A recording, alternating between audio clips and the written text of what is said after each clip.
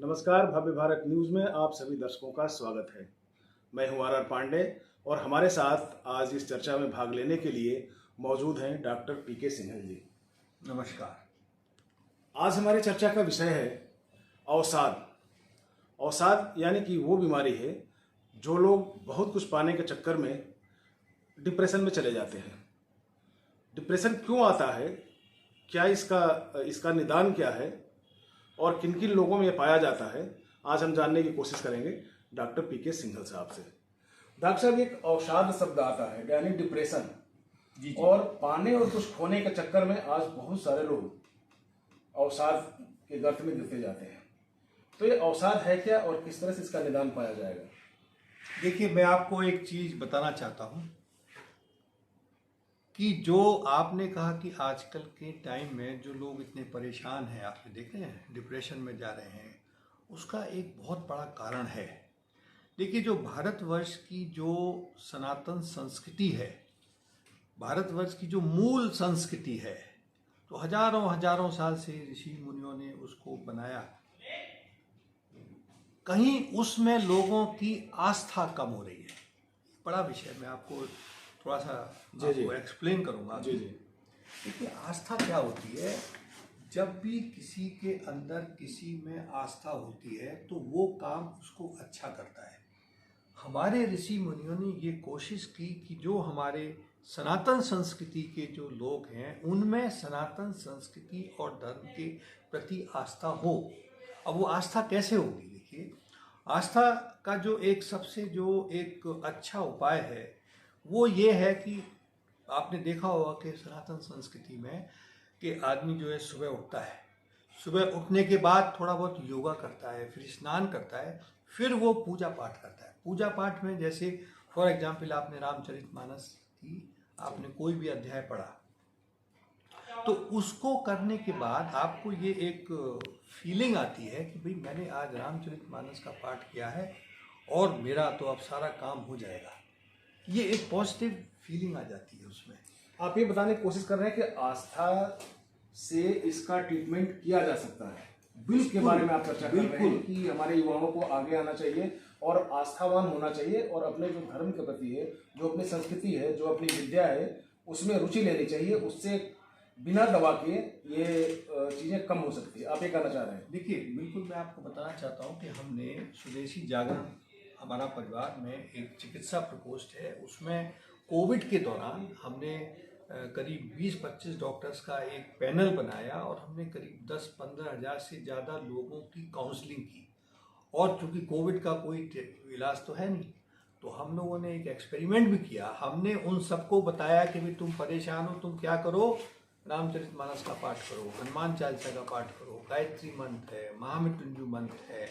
तो उससे उन लोगों को फ़ायदा हुआ। उनका जो ब्लड प्रेशर, हार्ट रेट, ये सारी चीज़ें थी और उनकी रिकवरी बहुत अच्छी हुई।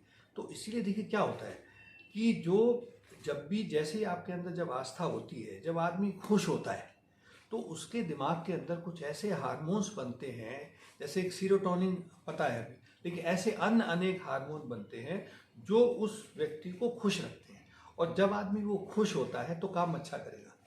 ठीक है, तो जो मैंने जो मूल विषय में ये कहना चाह रहा था कि जो सनातन संस्कृति के प्रति जो आस्था कम हो रही है उसके बड़े खतरनाक चीज़ें हो रही हैं।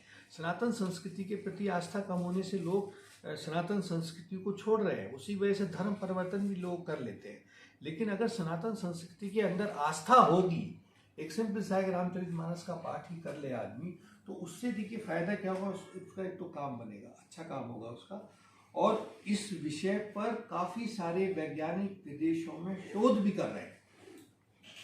आप ये समझ लीजिए, इस तरह के शोध हो रहे हैं कि चूहे को या बंदरों को गायत्री मंत्र सुनाया जा रहा है, उनको हनुमान चालीसा सुनाई जा रही है, केवल सुनाने से। एक तो आप खुद कर रहे हैं सुनाने से, और वो देखा जा रहा है कि उसको सुनने के बाद उनके दिमाग में कौन कौन से हार्मोन्स बन रहे हैं, कौन कौन से केमिकल्स बन रहे हैं। अगर उन केमिकल्स को वो पता लगा लेंगे तो उसका वो इंजेक्शन बना देंगे, टैबलेट बना देंगे, करोड़ों रुपये कमाएंगे। भाई आदमी परेशान है, भाई एक गोली खा लो, एक इंजेक्शन खा लो। लेकिन सबसे अच्छी बात है आस्था। तो मेरा तो ये सबसे मैंने देखा है कि आस्था जैसे ही बढ़ती है आदमी के अंदर, आप देखेंगे कि उसका व्यापार भी बढ़ेगा। अगर कोई विद्यार्थी है, अब आप देखा होगा ना, बहुत से बच्चे एग्जाम देने जाते हैं तो बीच में कोई पीपल का पेड़ होता है, उस पर कोई मूर्ति होती है, उसको नमस्कार और करते हैं। कोई बच्चा अगर गलती से भूल जाए तो लौट के आता है, अरे यार मुझे भैया, और जैसे ही मान लीजिए उसने उसकी प्रणाम किए तो उसके अंदर कॉन्फिडेंस आया था कि आज तो मेरा पेपर ठीक हो जाएगा। तो ये है आस्था। डॉक्टर साहब, अभी आपने एक सीरोटोनिन का आपने जिक्र किया है, और चूंकि आप मेडिकल से जुड़े हुए हैं तो आपको ज़्यादा जानकारी है। सीरोटोनिन का जहाँ तक सवाल है, सीरोटोनिन एक ऐसा केमिकल है जो हर व्यक्ति के दिमाग में उपज होता है, यानी कि इसका ये ब्लड में भी, जो हमारे वेसल्स हैं उसमें भी होता है, आपके जो रीढ़ है उसमें भी सीरोटोनिन का उद्भव होता है, जो आपके जो डाइजेस्टिव सिस्टम है, डाइजेस्टिव जो नलियां हैं उसमें भी सीरोटोनिन का होता है, और इसके अलावा जो सेंट्रल नर्वस सिस्टम है उसमें भी सीरोटोनिन का होता है। इसका एक लिमिट है, 100 कुछ से 238 तक का इसका लिमिट है।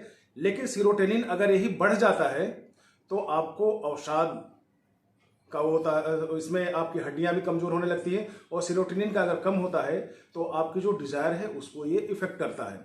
तो आज सीरोटोनिन को लेके बहुत सारे हॉस्पिटल्स खुल गए हैं अवसाद को दूर करने के लिए, आयुर्वेद में भी है, एलोपैथ में भी है, और लोग मतलब दवाइयाँ खाते जाते हैं, खाते जाते हैं, खाते जाते हैं। डॉक्टर साहब, इससे पूछते हैं कि इस रोग को, इस बीमारी को खत्म करने के लिए बहुत सारे हॉस्पिटल्स का इजाद हो चुका है, बहुत सारे हमारे बिहेवियरोलॉजिस्ट जो हॉस्पिटल हैं वो भी काम कर रहे हैं। तो आप जो बेस्ट तरीका है, जो कम खर्च में और थोड़ी सी मेहनत में हम इससे छुटकारा पाएं, उसके विषय में आप किस तरह से प्रकाश डालेंगे? देखिए, सबसे मैंने आपको बताया कि सबसे तरीका इससे अगर निजात पाना है तो अपनी नंबर एक, देखिए दवाइयाँ तो डॉक्टर जाओगे दवाई तो वो लिखेगा आपको। नंबर एक तो अपनी लाइफ स्टाइल ठीक करिए आप, यानी कि सुबह उठना और मेडिटेशन पे जाना। ये देखिए बहुत ही महत्वपूर्ण है कि लाइफ स्टाइल का मतलब होता है कि आपका जो भोजन हो, भोजन से बड़ा फर्क पड़ता है। आपका जो भोजन हो वो अच्छा भोजन हो, उसमें प्रोटीन अच्छी मात्रा में हो, उसमें हरी सब्जियां अच्छी मात्रा में हो, उसमें फ्रूट्स अच्छी मात्रा में हो। जो ये प्रोटीन्स होते हैं, जो विटामिन्स होते हैं, मिनरल्स होते हैं, ये भी बैलेंस करते हैं। अगर इनकी डेफिशिएंसी होती है तो उसकी वजह से भी आदमी जो है ना, उसको परेशानियां होती है। अभी तो आपको बहुत सारी चीज़ें तो साइंस को पता ही नहीं है, लेकिन ये देखा गया है कि जो लोग मेल नरिश्ड होते हैं, जिनमें प्रोटीन डेफिशिएंसी होती है, विटामिन कम होते हैं, उनमें डिप्रेशन है, काम ना करने की इच्छा है, ये सारी ज़्यादा होती है। तो नंबर एक तो उसकी डाइट जो है प्रॉपर होनी चाहिए। उसको सुबह का नाश्ता प्रॉपर हाई प्रोटीन डाइट लेनी चाहिए, लंच समय पर ले, खाना भी रात को समय। ये नहीं आजकल आपने देखा है लोग नाश्ता करते हैं, एक ब्रेड पकड़ी खाते खाते उसको गाड़ी में जा रहा है आदमी। तो नंबर एक उसकी जो खाना है, जो डाइट है, वो अच्छी डाइट हो, प्रोटीन उसमें अच्छा हो। दूसरा एक ये बड़ा बिल्कुल साइंटिफिक है, मैं आपको बताता हूँ कि रात को जल्दी सोना चाहिए और सुबह जल्दी उठना चाहिए।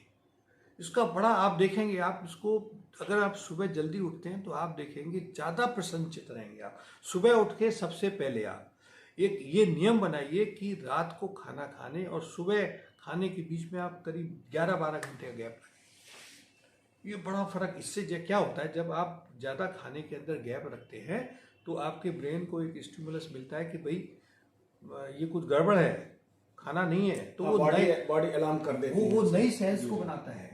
वो नई सेल्स सब जगह बनती है, दिमाग सब जगह बनेगी। जब नई सेल्स बनेंगी तो नई सेल्स बढ़िया काम करेंगी। तो एक तो ये चीज़ है। दूसरा, सुबह उठने के बाद हर व्यक्ति को चाहिए कि थोड़ा योगा जरूर करे, योगा मेडिटेशन, योगा तो जरूर करे, 30 मिनट योगा करे, उसके बाद स्नान करे। स्नान करने के बाद बहुत ज़रूरी है कि आधा घंटे जो सनातन संस्कृत जितने भाई हो, कोई ना कोई या तो हनुमान चालीसा पढ़ें, या महामृत्युंजय मंत्र करें, गायत्री मंत्र करें, या रामचरितमानस करें, भगवत गीता पढ़ें, कोई ना कोई ग्रंथ वो आधा घंटे पढ़ें। उसके बाद ही वो कोई नाश्ता वगैरह करें अच्छा अपना, फिर काम पर जाएं। देखिए ये बीमारी एकदम, अगर कोई भी आदमी, मैं आपको ये गारंटी के साथ दे सकता हूँ, अगर कोई भी आदमी ये चीज़ें 30 दिन कर ले और आगे करता रहे तो उसको कोई डिप्रेशन एंजाइटी का कोई सवाल नहीं। तो डॉक्टर साहब, आपकी ये सारी जानकारी बहुत अच्छी लगी। मैं लोगों से ये कहना चाहूँगा कि बहुत कुछ पाने के चक्कर में आप जो खोते चले जाते हैं, इसका समाधान कुछ भी नहीं है। समाधान सिर्फ ये है कि जो डॉक्टर साहब ने अभी बताया कि 3 चीज़ें अपनी ज़िंदगी में आप फॉलो करें।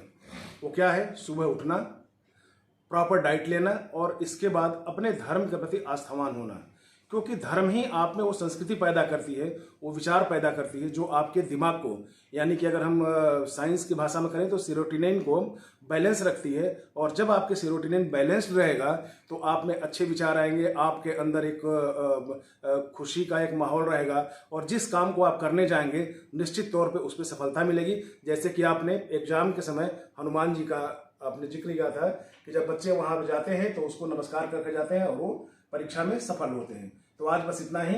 आप चैनल को लाइक करें, सब्सक्राइब करें और हो सकता है तो शेयर करना ना भूलें। धन्यवाद।